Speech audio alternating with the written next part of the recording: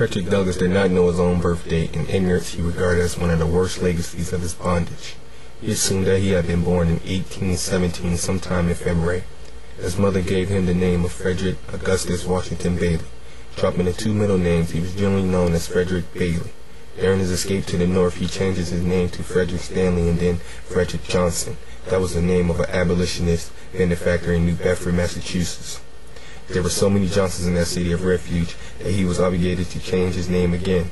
Frederick's need of a new name gave him the Scottish name by which he would be forever known, Frederick Douglass. In the late 1838, he began his new life as a free man in the old whaling city of New Bedford, Massachusetts. Douglass, who wanted nothing but freedom, became what every slave master feared, a smart and uppity Negro who became content with nothing less than his freedom. His first attempt was not successful and he ended up going to jail. His second attempt was successful. He fled to New York City, where he married a free Negro woman with whom he moved to New Bedford. September 3, 1838 was the exact day he had his freedom. One of his philosophical questions of age in which he was writing was, "What is slavery? Why am I a slave?" he asked. "Why some people slaves and others are masters? Was this ever a time when this was not so?" These questions were crying for answers, but there was no one to supply them in this closed world of the slave. The standard answer was God, but this did not satisfy Douglass. He rejected the easy answer for it, and it was not possible to reconcile his crude knowledge of goodness and God with the cruel realities of slavery. Douglass' relentless exposure of the moral ambiguity of a Christian civilization which built upon the gross inhumanity of chattel slavery. The Christian right in the South saw no such moral ambiguity, and they read the Bible as a justification of their way of life, and resented bitterly the charge of Northerners that they were unchristian and immoral because their support of slavery. In Scripture is slavery condemned, and they suggested that slavery was a form of individualism without which the poor ignorant heirs of Africa.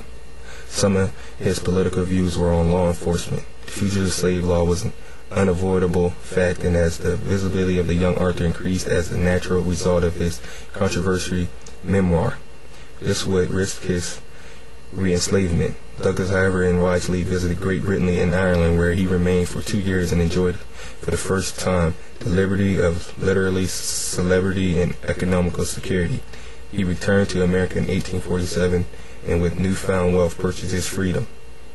This was certain of an abolitionist who regarded the purchase of liberty as a recognition of the legitimacy of bondage.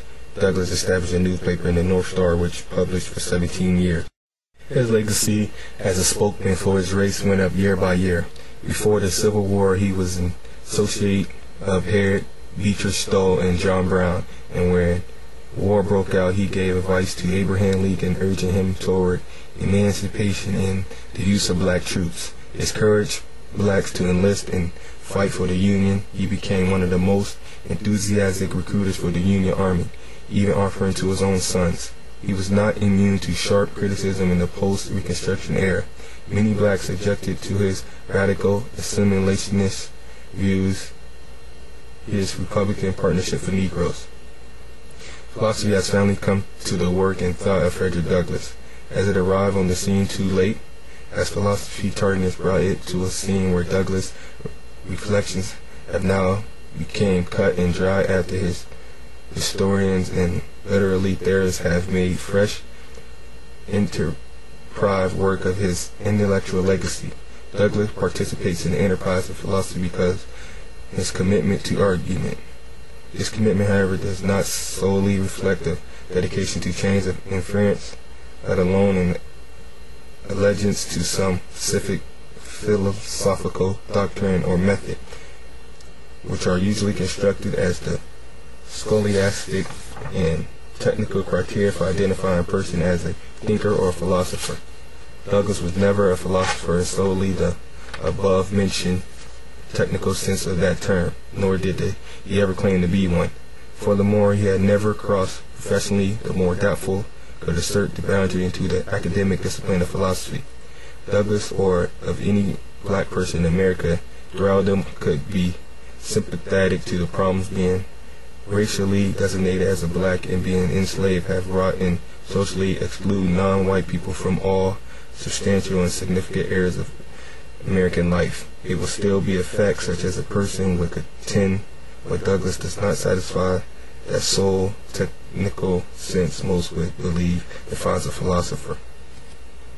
Nothing less, Douglas' commitment to argument turns him toward the enterprise of philosophy because it reflects his ongoing advocacy of intellectual honesty, his willingness to live up to his demands, consistently exposing his reflections to intellectual and political risk and living through existentialist tensions passionately.